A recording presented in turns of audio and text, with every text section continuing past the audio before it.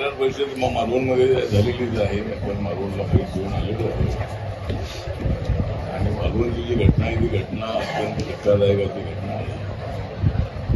देशामध्ये अनेक हजारो पुतळे अनेक नेत्यांचे आहे. पुतळा कोसळल्याचं हे प्रकरण पहिलंच आपल्याला पाहायला मिळालं. एक तर मी अमेरिकेमध्ये अनेक वेळेला गेलो होतो न्यूयॉर्कला. त्या ठिकाणी समुद्रामध्ये स्टॅच्यू ऑफ लिबर्टी आहे. तो पूर्णपणे समुद्रामध्ये आहे.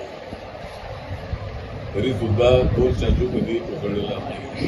कन्याकुमारीमध्ये अनेक पुतळे आहेत आणि कन्याकुमारीला 3 समुद्र आहेत. असे 3 समुद्र त्या ठिकाणी आहे. त्या ठिकाणी सुद्धा कधी पुतळे पडल्याची घटना नाही. आणि एखादं फार मोठं तुफान ज्यावेळेला येतो त्यावेळेला घरं एकदम मजबूत होतात. अशा वेळेला एखादी घटना पुतळ्याची घडली तर आपण समजू शकतो. हवा जी आहे ती हवा त्या दिवशी जास्त होती गोष्ट खरी आहे. पण एवढी हवा नव्हती की त्या हवेमुळं पुतळा पडेल. पुतळा पडलेला आहे याचं कारण हेच दिसतंय की पुतळा योग्य बनवला नाही. पुतळा योग्य व्यक्तीकडे बनवण्यासाठी देण्यात आला नाही. आणि जरी तो पुतळा त्या नवीन कलाकाराने बनवलेला असला तरी त्याचं जे फाउंडेशन आहे ते फाउंडेशन हे मजबूत उभं करण्यात आलं नाही. आणि पुतळ्याचे जे नटबोल्ट असतात ते बरोबर लावण्यात आले नसावे. आणि कच्च्या लोकांना हे काम लोकांनी केलेलं असल्यामुळे अशा पद्धतीची दुर्दैवी घटना घडलेली आहे. शिवाजी महाराज हे तसे आपले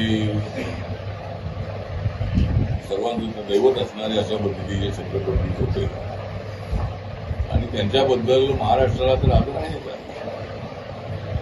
परंतु साऱ्या देशाला सुद्धा त्यांचा आदर आहे. तर अशा पद्धतीने जो पडावा आणि ही अत्यंत अपमानकारक अशा पद्धतीची आहे.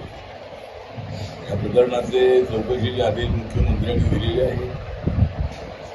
त्याच्यासाठी चौकशी समिती नेमण्यात आलेली आहे. एका आरोपीला फक्त पोलिसांनी पकडलेला आहे. पोलिसांनी मात्र जो मुख्य आरोपी आहे बापू त्याने हा पुतळा बनवलेला आहे. नवोदित कलाकार आहे आणि त्याला एखादा छोटा पुतळा 4-5 फुटाचा 5-10 फुटाचा दिला एवढा मोठ्या पुतळ्याची ऑर्डरच त्याला द्यायला नको. आणि अजूनही त्यांनी असे पुतळे बनवले नाही. आपल्याला राम सुतार सारखे कलाकार मोठे होते, कारण सारखे मोठे कलाकार अनेक पुतळे बनवणारे मुंबईमध्ये होते. अशा लोकांना बाजूला करून त्याला का ऑर्डर देण्यात आली तर एकतर पुतळा पडण्याची पहिलीच घटना देशामध्ये आपल्याला पाहायला मिळाली. त्याला जो कोणी जबाबदार असेल त्याला कठोर शिक्षा झाली पाहिजे. जो मुख्य जो आर्टिस्ट आहे त्याला फाशी शिक्षा झाली पाहिजे अशा पद्धतीची आपली मागणी आहे. टाइम्स डिजिटलला लाईक करा, सबस्क्राईब करा, शेअर करा आणि बेल आयकॉन दाबायला विसरू नका. पाहत रहा टाइम्स डिजिटल.